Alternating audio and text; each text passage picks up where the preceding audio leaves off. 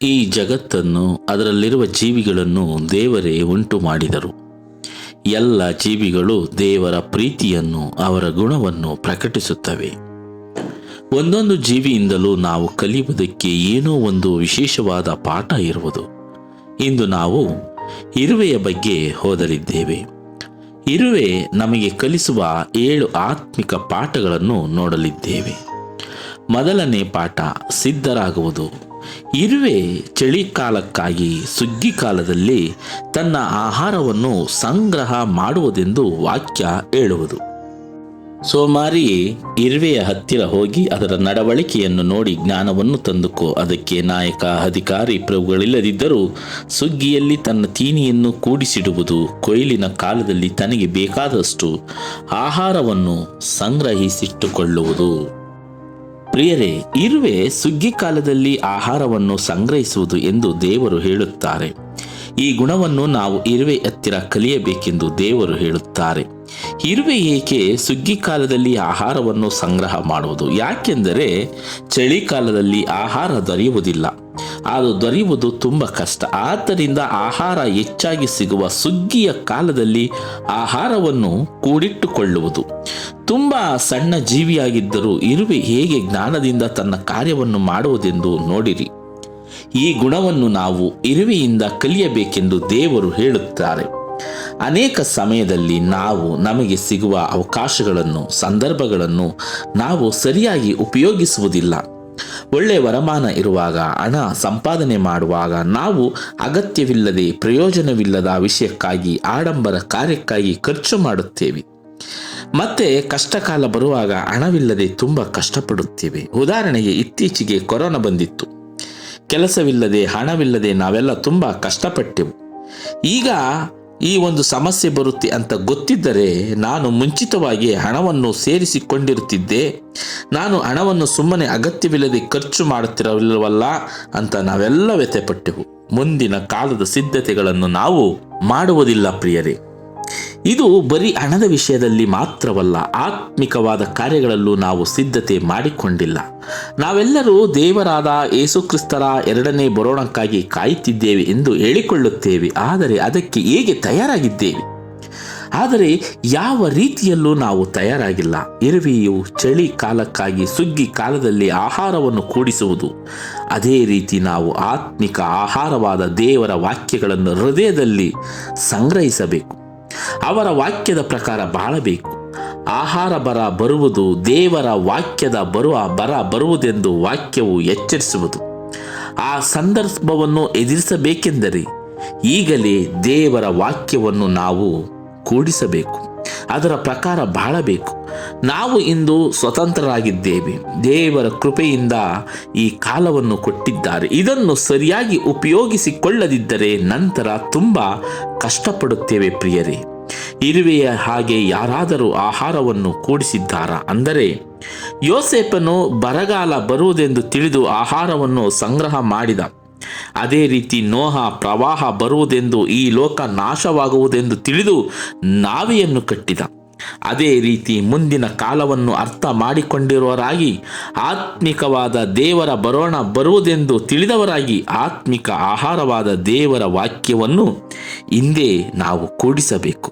ಹಿಂದೆ ನಾವು ಸೇರಿಸಿದರೆ ಅವರ ಬರೋಣದ ಸಮಯದಲ್ಲಿ ಸಿದ್ಧರಾಗಿ ಇರಬಹುದು ಪ್ರಿಯರೇ.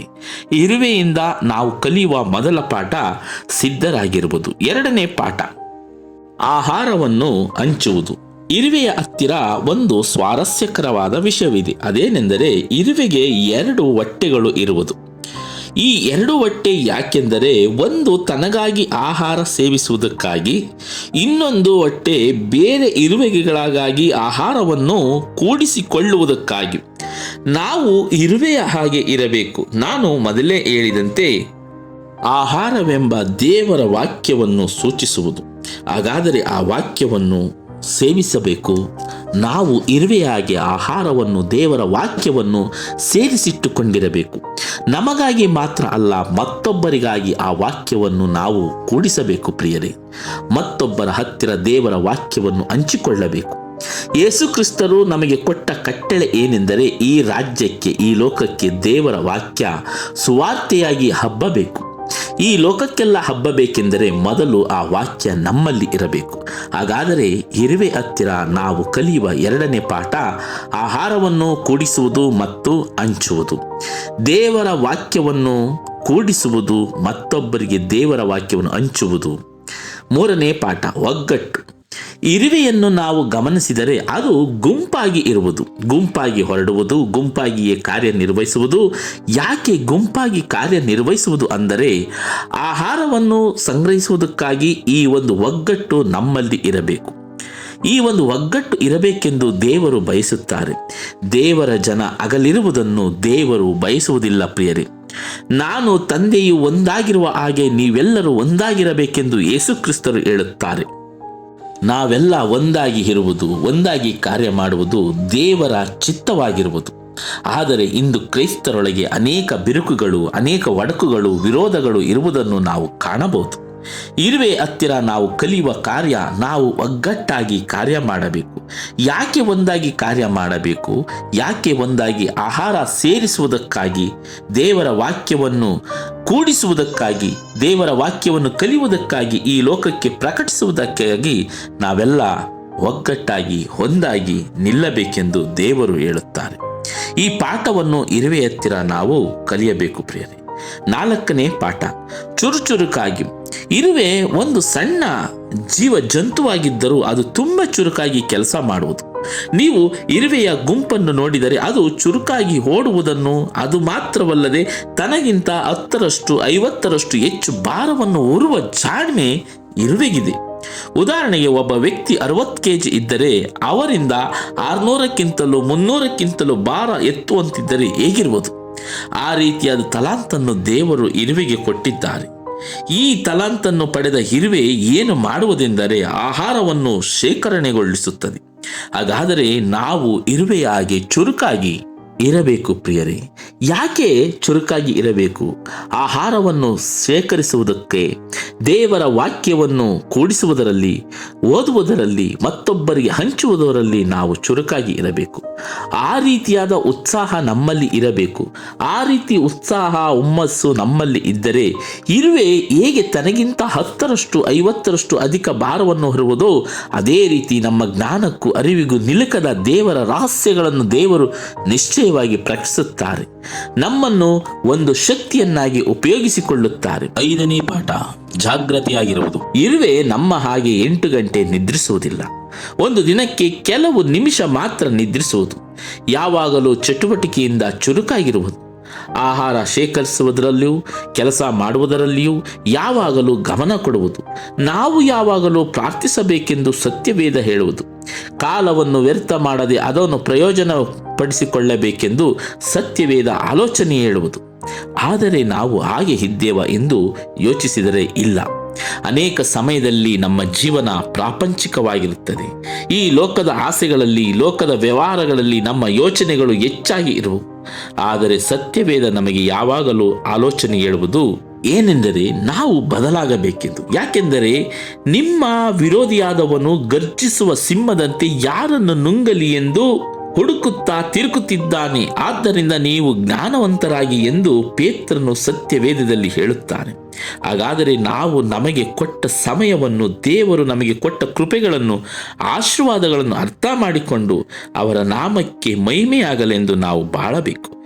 ಯಾವಾಗಲೂ ನಾವು ಬೆಳಕಾಗಿರಬೇಕು. ಹಾಗೆ ಬೆಳಕಾಗದಿದ್ದರೆ, ದೇವರ ಮಾತಿಗೆ ಅವಿಧೇಯರಾದರೆ ನಿಶ್ಚಯವಾಗಿ ಸೈತಾನನ ವಂಚನೆಗೆ ಬೀಳುತ್ತೇವೆ ಪ್ರಿಯರೇ. ಇರುವೆಯಿಂದ ನಾವು ಕಲಿಯುವ 5ನೇ ಪಾಠ ಜಾಗ್ರತೆ.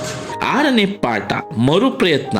ಇರುವೆಗಳು ಗುಂಪು ಗುಂಪಾಗಿ ಹೋಗುತ್ತವೆ. ಅವುಗಳು ಹೋಗುವ ದಾರಿಯಲ್ಲಿ ಏನಾದರೂ ತಡೆಗಳು ಬಂದರೆ, ಉದಾಹರಣೆಗೆ ಮರ ಅಥವಾ ಕಲ್ಲು ಬಂದರೆ, ಆ ತಡೆಗಳನ್ನು ನೋಡಿ ಸೋತು ಹೋಗದೆ ಆ ತಡೆಗಳನ್ನು ದಾಟಿ ಮುನ್ನುಗ್ಗಿ ಹೋಗುತ್ತವೆ.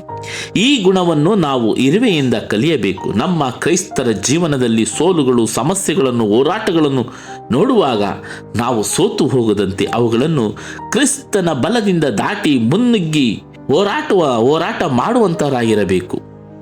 ಆದರೆ ಪ್ರಿಯರೇ, ಅನೇಕ ಸಮಯದಲ್ಲಿ ಸಮಸ್ಯೆಗಳು, ಹೋರಾಟಗಳು ಬರುವಾಗ ಸೋತು ಹೋಗುತ್ತೇವೆ. ದೇವರ ಮೇಲೆ ವಿಶ್ವಾಸವನ್ನು ಕಳೆದುಕೊಳ್ಳುತ್ತೇವೆ. ಆಗಿರದೆ ಇರುವೆಯ ಹಾಗೆ ಸತತ ಪ್ರಯತ್ನದಿಂದ ತಡೆಗಳನ್ನು ದಾಟಿ ಮುನ್ನುಗ್ಗಿ ಹೋಗುವ ಗುಣ ನಮ್ಮಲ್ಲಿ ಇರಬೇಕು. ಸತತ ಪ್ರಯತ್ನವನ್ನು ಇರುವೆಯಿಂದ ಕಲಿಯುವ 6ನೇ ಪಾಠ. 7ನೇ ಪಾಠ, ಮುಂದಿನ ದಿನಕ್ಕಾಗಿ ಗುರಿ, ನಾಳೆಗಾಗಿ ಚಿಂತೆ ಮಾಡಬೇಡವೆಂದು ವಾಕ್ಯ ಹೇಳುವುದು. ಅದನ್ನಿಟ್ಟುಕೊಂಡು ನಾವು ಯೋಚಿಸದಂತೆ ಇರಬಾರದು. ನಾಳಿನ ಬಗ್ಗೆ ಚಿಂತೆ ಇರಬಾರದೇ ವಿನಃ ನಾಳಿನ ದಿನಕ್ಕಾಗಿ ಸಿದ್ಧತೆ ಇರಬಾರದು ಅಂತ ಅಲ್ಲ. ಇರುವೆಯನ್ನು ನೋಡಿರಿ, ಚಳಿಗಾಲದಲ್ಲಿ ಆಹಾರ ಬೇಕಾಗಿರುವುದೆಂದು ಸುಗ್ಗಿ ಕಾಲದಲ್ಲಿ ಸಂಗ್ರಹಿಸುವುದು. ಅದೇ ರೀತಿ ಮುಂದಿನ ಕಾಲಕ್ಕಾಗಿ ಒಂದು ಗುರಿ ನಿಶ್ಚಯವಾಗಿ ಇರಬೇಕು. ಇಂದು ಜಗತ್ತಿನಲ್ಲಿ ಪರೀಕ್ಷೆ ಬರೆಯುವ ಮನುಷ್ಯರಾಗಿರಬಹುದು, ಇಲ್ಲ ಉದ್ಯೋಗಕ್ಕಾಗಿ ಪ್ರಯತ್ನ ಪಡುವ ಯೌವನಸ್ಥರಾಗಿರಬಹುದು. ಆ ಪರೀಕ್ಷೆಯಲ್ಲಿ ತೇರ್ಗಡೆಯಾಗುವುದಕ್ಕೋಸ್ಕರ ಹಲವು ಗುರಿಗಳನ್ನು ಇಟ್ಟುಕೊಂಡಿರುತ್ತಾರೆ. ಉದಾಹರಣೆಗೆ, ಯಾವಾಗ ಹೇಳಬೇಕು, ಎಷ್ಟು ಊಟ ಮಾಡಬೇಕು, ಎಷ್ಟು ಸಮಯ ಓದಬೇಕು, ಯಾವ ವಿಷಯದ ಬಗ್ಗೆ ಗಮನ ವಹಿಸಬೇಕು, ಯಾವ ವಿಷಯಕ್ಕೆ ಗಮನ ಕೊಡಬಾರದು, ಟಿವಿ ನೋಡಬಾರದು, ಸಿನಿಮಾಕ್ಕೆ ಹೋಗಬಾರದು, ನಮ್ಮ ಸಂಪೂರ್ಣ ಗಮನ ಓದಿನಲ್ಲೇ ಇರಬೇಕು. ಇಷ್ಟು ಸಮಯ ಓದಿದರೆ, ಇಷ್ಟು ತಿಂಗಳು ಓದಿದರೆ ನಾವು ತೇರ್ಗಡೆ ಆಗಬಹುದು, ನಮಗೆ ಆ ಕೆಲಸ ಸಿಗುವುದು ಎಂದು ಹಲವು ಗುರಿಗಳನ್ನು ಇಟ್ಟುಕೊಂಡಿರುತ್ತಾರೆ. ಪ್ರಿಯರೇ, ಈ ಪ್ರಪಂಚದ ಕಾರ್ಯಗಳಿಗಾಗಿ ಇಷ್ಟೊಂದು ಗುರಿಗಳು ಇರಬೇಕಾದರೆ ಆತ್ಮಿಕ ಜೀವನಕ್ಕಾಗಿ ನಮಗೆಷ್ಟು ಗುರಿಗಳಿರಬೇಕು. ನಾವು ಯಾವಾಗ ಹೇಳಬೇಕು, ಯಾವಾಗ ಎಷ್ಟು ಸಮಯ ಪ್ರಾರ್ಥಿಸಬೇಕು, ಎಷ್ಟು ಸಮಯ ಓದಬೇಕು, ದೇವರ ಸೇವೆಯಲ್ಲಿ ಎಷ್ಟು ನಮ್ಮನ್ನು ತೊಡಗಿಸಿಕೊಳ್ಳುತ್ತಿದ್ದೇವೆ, ಮತ್ತೊಬ್ಬರಿಗೆ ದೇವರ ವಾಕ್ಯವನ್ನು ಹೇಗೆ ಹಂಚಿಕೊಳ್ಳುತ್ತಿದ್ದೇವೆ, ಇವುಗಳೆಲ್ಲದರ ಬಗ್ಗೆ ನಮಗೊಂದು ಗುರಿ ಇರಬೇಕು. ಈ ಮುಂದಿನ ಕಾಲದ ಬಗ್ಗೆ ಗುರಿ ಎಂಬ ಗುಣವನ್ನು ನಾವು ಇರುವೆ ಹತ್ತಿರ ಕಲಿಯಬೇಕು. ಈ 7 ಪಾಠಗಳನ್ನು ಇರುವೆಯಿಂದ ಕಲಿಯೋಣ, ನಮ್ಮ ಜೀವನದಲ್ಲಿ ಕೈಗೊಳ್ಳೋಣ, ದೇವರ ಬರೋಣಕ್ಕೆ ಸಿದ್ಧರಾಗೋಣ, ಇತರರನ್ನು ಸಿದ್ಧಪಡಿಸೋಣ. ದೇವರು ನಿಮ್ಮನ್ನು ವಿಶೇಷವಾಗಿ ಆಶೀರ್ವದಿಸಲಿ. ಆಮೆನ್.